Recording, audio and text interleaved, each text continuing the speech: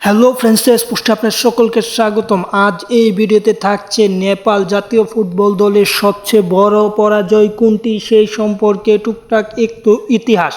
নেপাল সবচেয়ে বড় পরাজয় যেটি সেটি কার বিপক্ষে, কোথায় ম্যাচটি অনুষ্ঠিত হয়েছিল এবং কত সালের কত তারিখে অনুষ্ঠিত হয়েছিল, সব আপডেট পাবেন এই ভিডিওর মাধ্যমে। তাহলে নেপাল ফুটবলের সবচেয়ে বড় পরাজয় সম্পর্কে জানতে চ্যানেলটি সাবস্ক্রাইব করে ভিডিওটা দেখুন। তাহলে দেরি না করে আমরা দেখে আসি নেপাল জাতীয় ফুটবল দলের সবচেয়ে বড় পরাজয় যেটি সেটি হচ্ছে 2003 সালের 29শে সেপ্টেম্বর।